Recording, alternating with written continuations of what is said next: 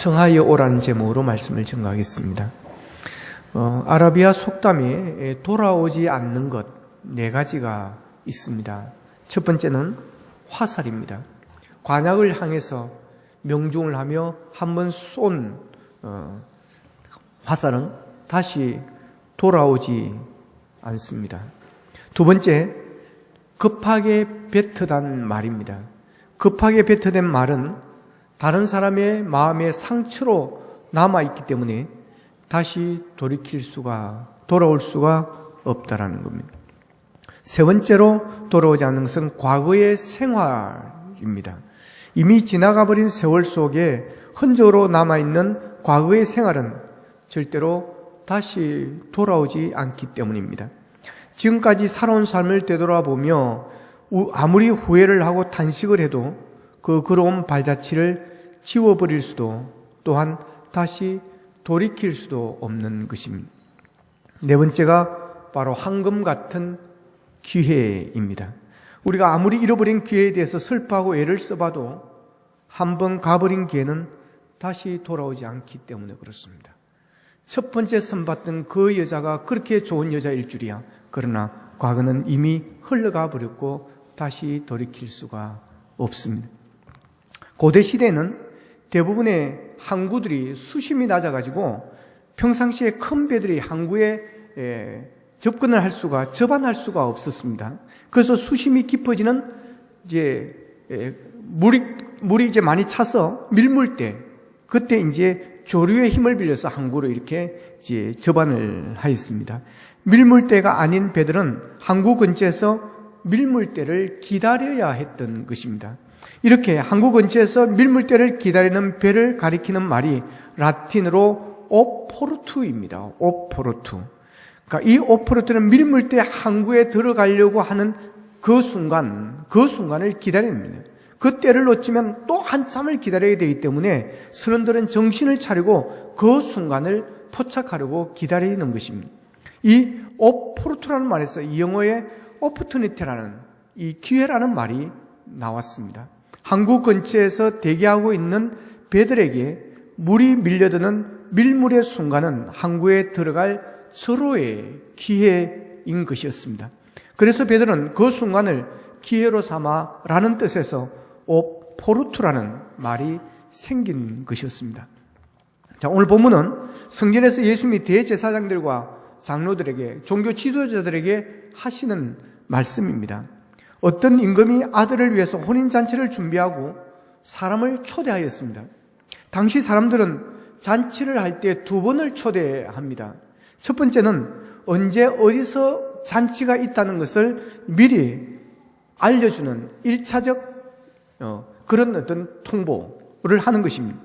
두 번째 초대는 잔치를 다 준비해 놓고 이제 되었으니 이제 참석하라고, 오시라고 이제 알려주는 그런 알림입니다. 그러니까 하나는 미리 알려주고 시간을 정해 놓아라 하고 그 다음 준비가 되어지면 다시 오라고.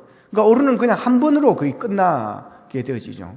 자, 그래서 오늘 보면 3절에 보면 그 종을 보내어 그 청한 사람들을 혼인잔치에 오라 하였더니, 자, 오라 하였더니 그들이 어떻게 했습니까? 오기를 싫어했다고 그랬습니다. 자, 임금이 혼인잔치를 다 준비해 뒀습니다, 이제는. 그래서 이제 오라고 종들을 보내었습니다. 그런데 그들이 잔치에 오기를 싫어했다고 그랬습니다.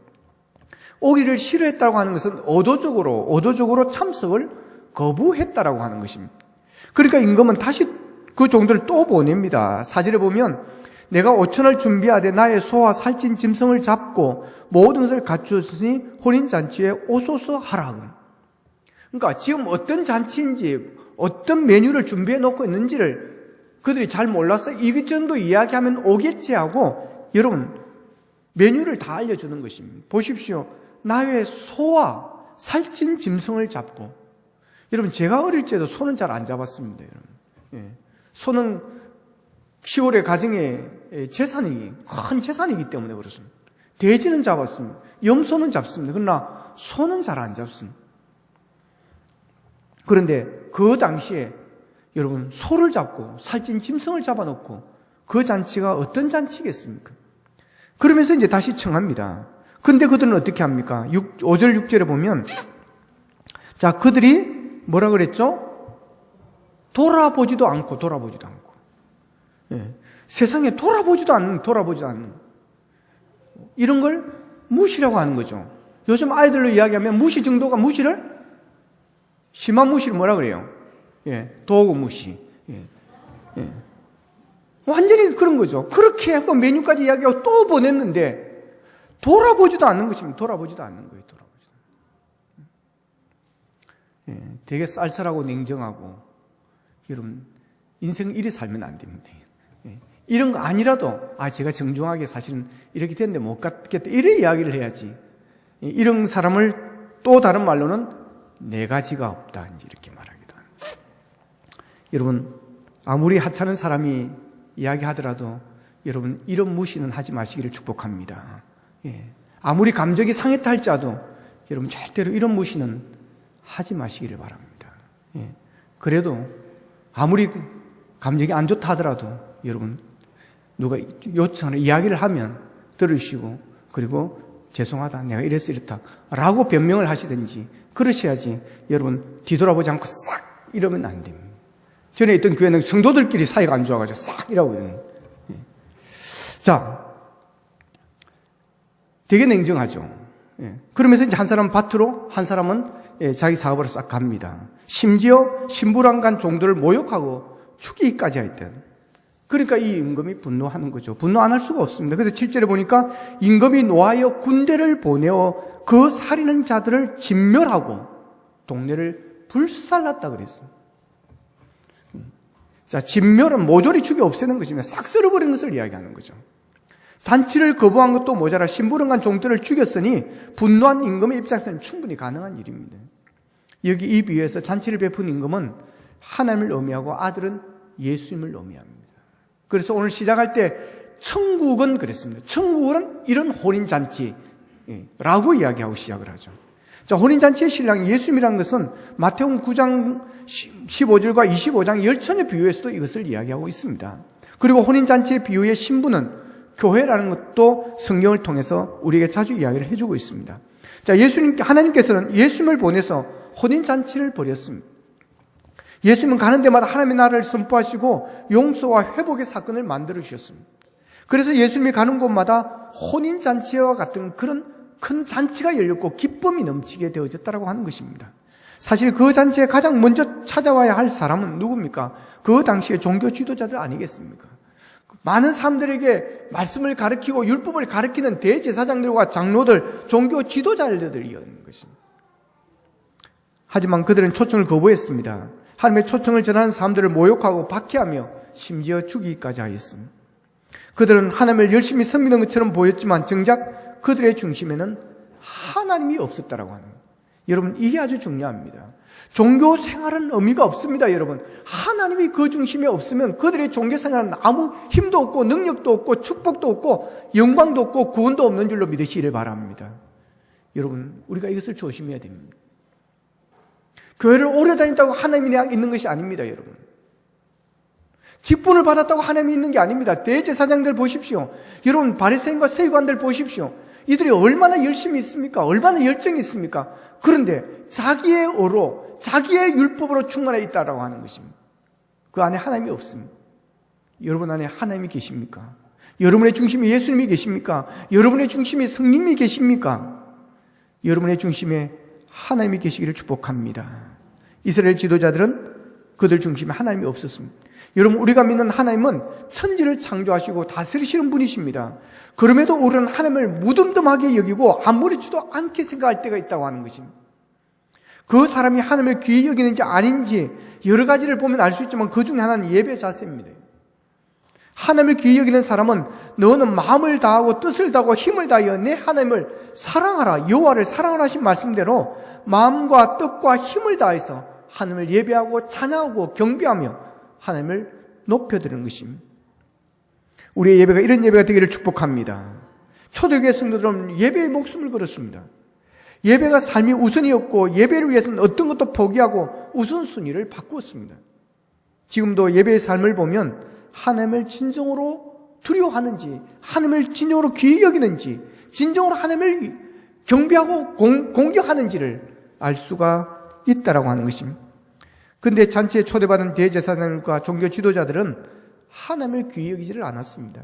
그렇게 하나님의 초청받은 자들에게 무시를 했고 거부했던 것이었습니다. 자, 이들이 임금의 초대를 거절한 것은 이들이 축복받을 기회를 차버린 것입니다. 그들이 하늘나라 영원한 잔치에 들어갈 기회를 그들은 놓쳐버린 것입니다.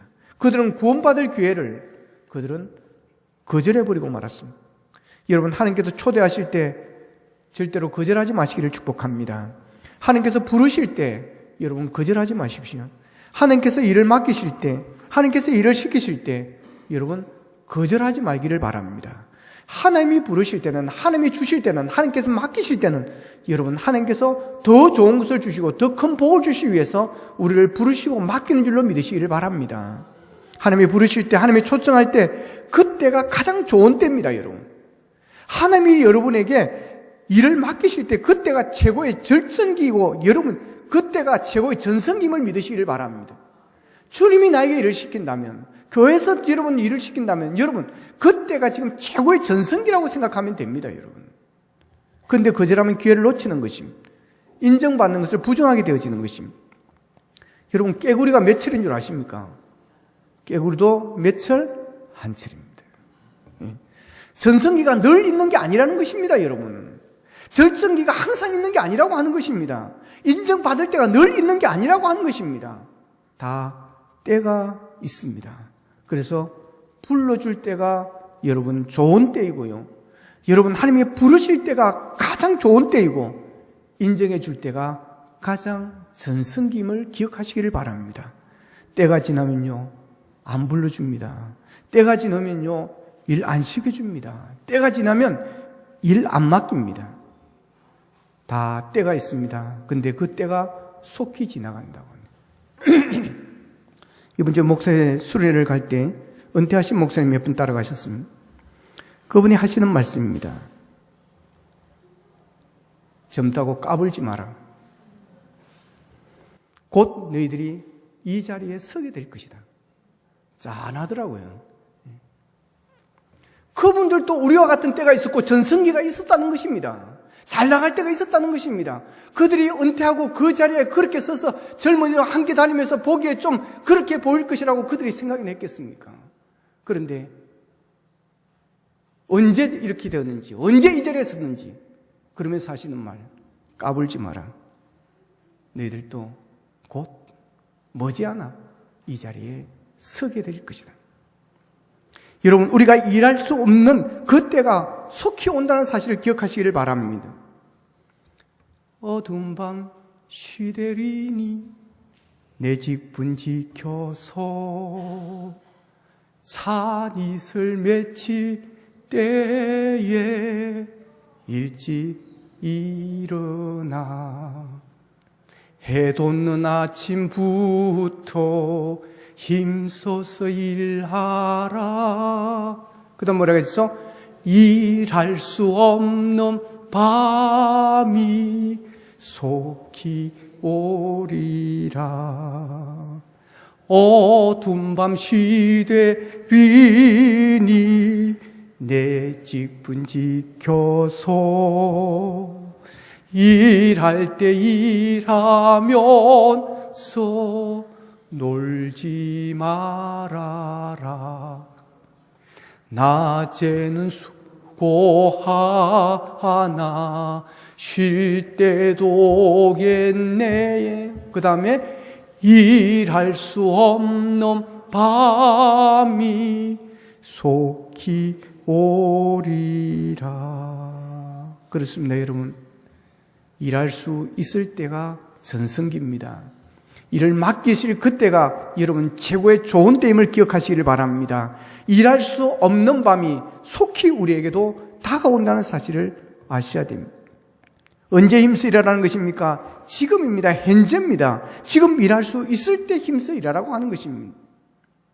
여러분, 할 수 있을 때 열심히 하십시오. 불러주지 않을 때가 속히 오고 알아주지 않을 때가 속히 오고 맡기지 않을 때가 속히 올 것입니다. 그러니 하나님께서 여러분이 필요하여 여러분을 부르시면 거절하지 마십시오. 하나님께 맡기시면 거절하지 마시기를 바랍니다. 자, 오늘 본문에서 임금의 초대를 거절한 것은 최고의 영광의 기회를 거절한 것이 되고 말았습니다. 여러분, 천국을 거절한 것이 되고 말았습니다. 축복을 차버린 것이 되고 말았습니다. 최고의 영광을 거절한 것이 되고 말았습니다. 근데 여러분, 오늘 본문에서 임금의 초대를 거절한 이 사람들을 보면 이 거절할 이유가 다 있었다라고 하는 거예요. 이유가 다 할 일이 있었습니다. 5절 6절에 보면 그들이 뒤를 돌아보지 않고 어디로 간 것입니까? 한 사람은 자기 밭으로, 한 사람은 자기 사업하러 갔다고 하는 거예요. 다 거절했던, 갈 수 없었던 이유가 있었다는 것입니다. 그냥 놀고 가진 것이 아니라고 하는 거예요. 뭐 주색조끼에 빠져가지고 뭐 엉청망청 놀다가 못 가는 그런 게 아니라고 하는 것입니다. 발등에 떨어진 급한 일을 해야 했기에 오지 못했다라고 하는 거예요. 급한 일에 쫓겨서 중요한 것을 잃어버렸습니다. 일시적인 것에 쫓겨서 영원한 것을 잃어버렸습니다. 눈에 보이는 일들에 매여서 보이지 않는 영원한 세계를 그들이 몰랐습니다. 세상 일에 귀 기울이다가 하나님의 초청, 우리 예수님의 음성을 그들은 듣지를 못했습니다. 차선의 일들에 사로잡혀서 최선의 삶을 잃어버렸습니다. 하나님보다는 현실이 좋았고 영적인 세계보다는 당장의 필요를 채워주는 물질이 전부인 것처럼 보여졌습니다. 취미와 여흥에 빠져서 신앙생활을 소홀히 하고 있습니다. 스티븐 코비의 성공하는 사람들의 7가지 습관책이 있습니다. 한때 베스트셀러로 엄청 유명했죠.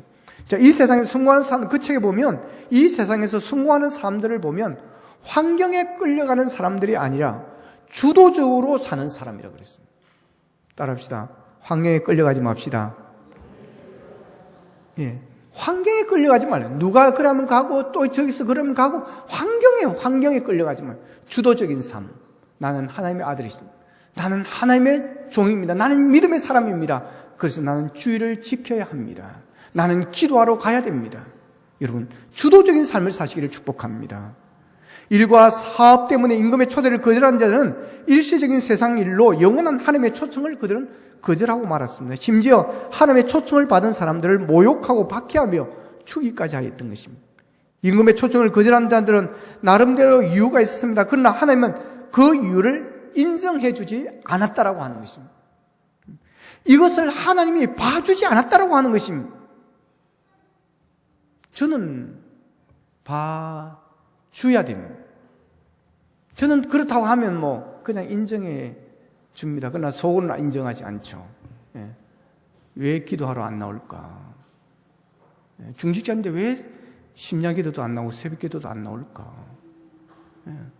그래 이제 이야기 들으면 이유가 있어요. 아, 그렇군요. 그러시군요. 그럼 쉬셔야 되겠네요. 뭐 어쩔 수 없죠. 그러나 여러분 기억하십시오. 하나님은 인정하지 않는다는 사실을 말입니다.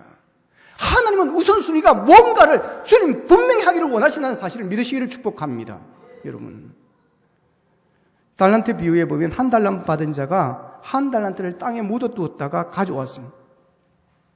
다른 2달란트 받은 사람 2달란트를 남기고 5달란트 받은 사람 5달을 남겨서 갖다 드리니 칭찬하고 축복을 합니다. 그래 합니다. 착하고 충성되냐? 네가 작은 일을 충성했으면 네가 하늘나라 잔치에 큰 잔치에 참여하리라. 그런데 한 잔 받는 뭐라고 합니까? 아까워 게으른 종아 인정해 주지 않습니다. 그가 이야기했어요. 이런 이유 때문에 하나님은 이런 분이시기 때문에 그래서 이렇게 가져왔습니다 했지만 주인은 하나님은 그 변명을 들어주지 아니하고 인정하지 아니하고 바깥에 어두운 데 내어쫓아 이를 갈게 만들었다고 하는 것입니다. 여러분, 이것을 우리가 기울여 잘 들어야 됩니다. 하나님 앞에서 여러분 그런 이유는 통하지 않는다는 사실입니다. 내가 주일 성수를 할 수 없는 이유가 우리에게도 물론 있습니다. 내가 하나님의 초대에 거절할 이유가 있습니다. 봉사하지 못할 이유가 있습니다. 전도하지 못할 이유가 있습니다. 기도하지 못할 바쁜 일들이 많이 있습니다. 그러나 여러분 그런 이유를 하나님은 인정해 주지 않는다라고 하는 것입니다. 그리고 하나님은 그런 이유를 듣고 싶지 않는다고 하는 것입니다. 하나님은 내가 거절할 수밖에 없었던 이유를 듣고 싶어 하는 것이 아니라 그런 이유가 있음에도 불구하고 그런 중요한 일이 있음에도 불구하고 그런 긴급한 일이 있음에도 불구하고 나는 주님이 우선이고 하나님이 우선이고 영적인 세계가 우선이기에 말씀 순종하여 여기에 왔습니다. 주여 받아주시옵소서. 이 이야기를 듣고 싶어하는 사실을 믿으시기를 축복합니다.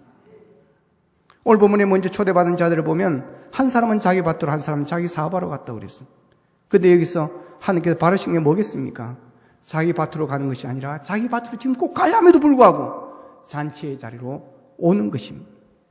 지금 사업하러 가는 것이 급하고 바이어를 만나야 되고 계약을 해야 될 중요한 순간이 있음에도 불구하고, 그러나 내가 그것을 포기하고 나는 주님을 선택했습니다, 난 하나님을 선택했습니다 라고 하나님 앞에 잔치에 나오는 것입니다. 그래서 종들을 보낸 것입니다. 이 주인이 그걸 모르고 보낸 게 아닌 것입니다. 그것을 다 알고 보냈다라고 하는 사실입니다, 여러분. 그래서 하나님께서는 오늘 성경이 그럼에도 불구하고 갔더니, 그렇게 바쁜 일이 있는데도 불구하고, 그렇게 중요한 일이 있음에도 불구하고 종들을 보냈더니 그들이 그것을 포기하고 그것을 손해를 보고 엄청난 손해를 보고 엄청난 데미지를 입고, 그럼에도 불구하고 하나님을 선택했고 혼인잔치를 선택했고 예배를 선택했고 주님을 선택했노라고, 이렇게 성경이 쓰여지기를 바랐다라고 하는 것입니다. 여러분, 하나님을 설득시키러 가지 마시고 여러분이 하나님 앞에 설득당하는 자가 되기를 축복합니다. 하나님을 설득시킨들 설득되지 않습니다. 설득당하는 자가 복 있는 자요, 순종하는 자가 복 있는 자임을 믿으시기를 바랍니다. 그런 자가 여러분 천국을 소유하는 자고, 그런 자가 천국에서 큰 자가 되어지는 것입니다. 자, 오늘 본문에 보면 청함받은 사람들이 잔치에 오니까 임금은 종들에게 이렇게 말합니다. 8절 9절에 보면 혼인잔치는 준비되었으나 청한 사람들은 합당치 아니하니. 자, 초대를 거절하니까 바로 정리를 합니다. 바로 정리를 하는 거예요. 뭐라고 하면 합당하지 아니하니. 이런 사람은 하늘나라에 하나님의 일꾼으로 필요하지 않다는 것입니다. 합당하지 않다는 거예요. 그런 사람은 하나님께 필요하지 않다는 것입니다. 아무리 사업을 많이 해서 사업이 번창하고 몇 개의 사업을 가지고 있어 그렇게 바빠서 혼인잔치에 올 수 없는 그런 부유한 사람이라 할지라도 그런 사람은 하나님 나라에 필요하지 않다라고 하는 것입니다. 너가 없어도 된다라고 하는 거예요. 합당치 아니하니, 합당치.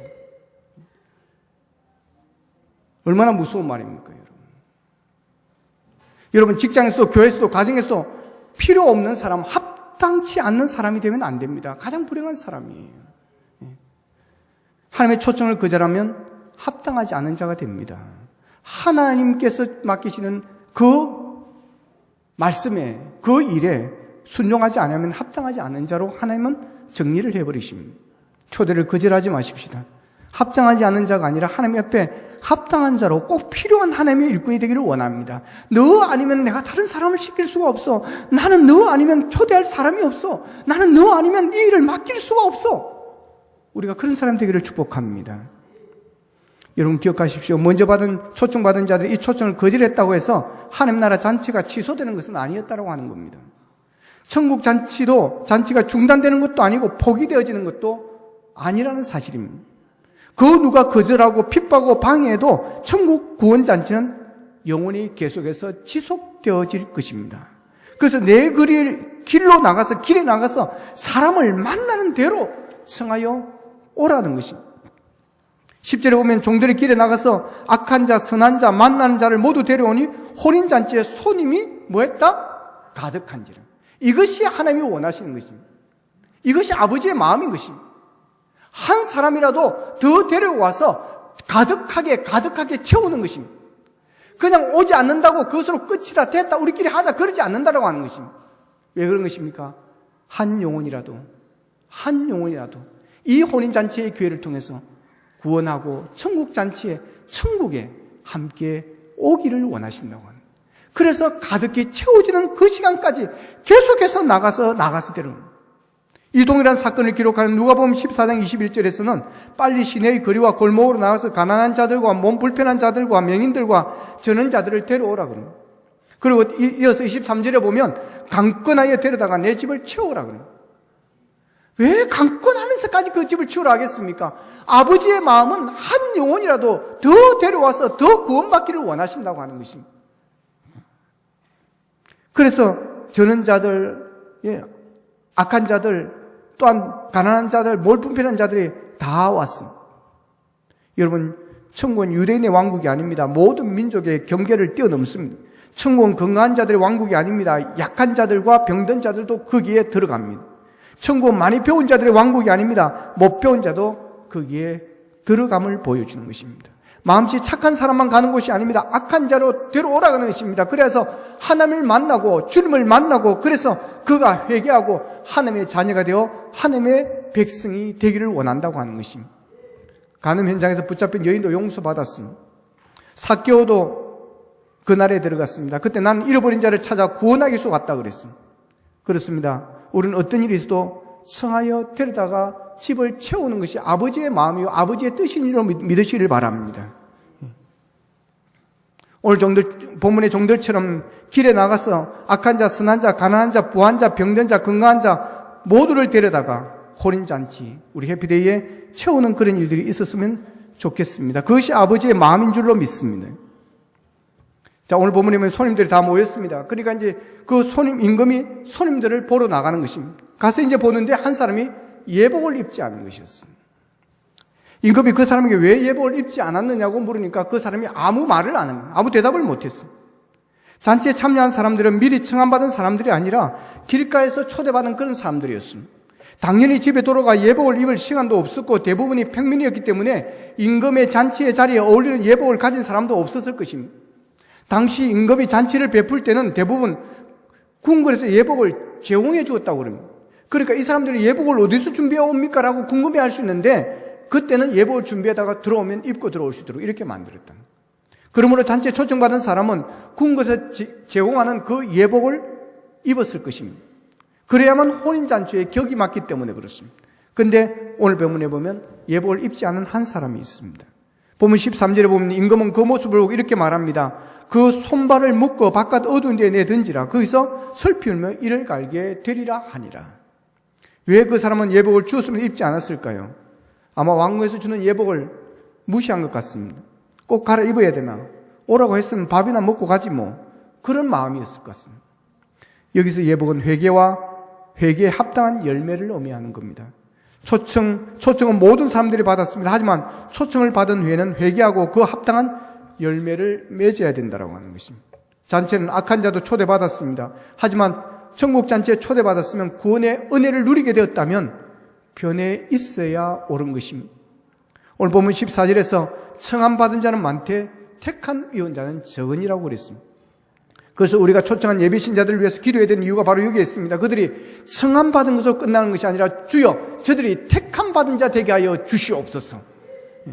여러분 한 영혼이라도 택함받은 자로 주님 앞에 붙들리는 역사가 일어나게 되기를 축복합니다. 뿐만 아닙니다. 우리 모두가 청함받은 자로 끝나면 안 됩니다. 택함 입은 자가 되어야 될 줄로 믿습니다. 그러기 위해서는 우리가 예복을 입어야 되는 것입니다. 예복을 입지 않으면 쫓겨날 수가 있다는 사실입니다. 하나님의 자녀라면 천국 백성이라면 그에 걸맞는 옷이 있어야 됩니다. 그에 걸맞는 삶이 있어야 되는 것입니다. 여러분 세상 사람들은 모르는 것 같지만 안 보이는 것 같지만 우리를 다 보고 있습니다. 우리를 다 알고 있습니다. 아파트에서 엘리베이터를 타고 올라가는데 울산대학교 이제 은퇴하신 교수님이신데 연세가 좀 꽤 되신 분이신데 저보고 그 주공구 아파트 앞에 그 비전교회 목사님이십니까? 이러더라고요. 제가 깜짝 놀랐습니다. 그분이 알 것이라고는 생각을 못했어요. 뭐 성경책을 들고 다니는 것도 아니죠. 요즘은 뭐 성경기 옛날에야 성경 들고 요즘엔 그런 것도 아니고 한데. 그래서 사람들이 다 보고 있구나. 그때부터 제가 몸가짐과 이게 마음을 좀 더 새롭게 했습니다. 여러분 사람들은 우리를 다 보고 있습니다. 알고 있습니다. 그렇기 때문에 오늘 예복을 입어야 되는 거예요. 집에서나 학교에서나 일터에서나 교회에서나 혼인잔치에 예복을 입은 사람답게 그리스도 옷 입은 사람답게 말하고 행동하고 그리스도의 향기를 우리가 드러내야 되는 것입니다.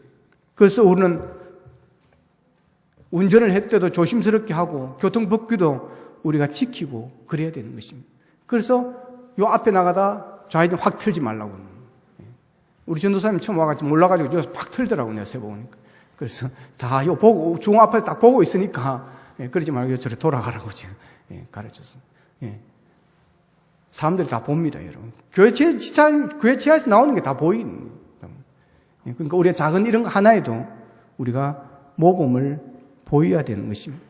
나는 예수 냄새 나는 사람이고 나는 예수 구속 옷 입은 사람이다라는 이런 생각을 하며 우리가 살아야 되는 것입니다. 그래야 하나님께 영광을 돌리고 뿐만 아니라 그래야 전도가 되어지는 것입니다. 우리의 모습을 보고 우리의 입은 옷을 보고 우리의 향기를 보고 세상 사람들이 예수 믿는 사람은 저렇구나. 예수 믿으니까 저렇게 되어지는구나. 예수 믿으니까 저렇게 착하고 정직하구나. 예수 믿으니까 저렇게 행복하게 잘 사는구나. 라는 모습을 보며 여러분 교회에 대한 매력을 가지게 되어지고 교회를 가고 싶은 마음이 일어나게 되어질 것입니다. 여러분 그래서 옷 입은 사람답게 예수의 향기를 풍기는 사람답게 하나님과 사람 앞에 부끄러움 없이 살아가는 우리 모두가 될 수 있기를 주님의 이름으로 축원합니다. 기도드리겠습니다. 말씀 붙잡고 우리 함께 기도하기를 원합니다. 거절하는 자가 되지 않기를 원합니다. 하나님이 부르실 때, 하나님이 찾으실 때, 하나님께 일을 맡기실 때 거절하지 않게 하여 주시고 부족합니다.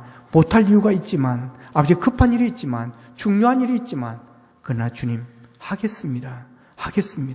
아버지며 주님께서 부르실 때가 맡기실 때가 전성기임을 믿고 아버지 감사하며 우리가 순종하게 하여 주옵소서. 아버지 하나며 우리가 초대한 사람들이 있습니다. 그러나 그들이 거절할 때가 있습니다. 그러나 아버지는 포기하지 않게 하시고 아버지 오늘 임금이 종들을 보내어서 거리로 나가 길로 나가 사거리로 나가 모든 사람을 데려오라 했던 것처럼 우리가 우리의 전도 대상자들을 나가 찾아올 수 있기를 원합니다. 그래야 하늘 혼인잔치인 해피데이가 가득하게 되어지는 역사가 일어나기를 원합니다. 그리스도의 옷을 입기를 원합니다. 예복을 입기를 원합니다. 그래야 예수의 향기를 드러낼 수 있게 하시고 부끄럽지 않은 삶을 살아갈 수 있도록 주님 도와주시옵소서. 다 같이 말씀을 기도드리겠습니다. 잡으신 아버지 하나님 은혜를 감사합니다. 오늘 또 말씀을 통해서 찔리게 하여 주시고 은혜 받게 하여 주시고 아버지 하나님 새로운 것을 깨닫게 하여 주시고 눈을 뜨게 하여 주시니 감사합니다.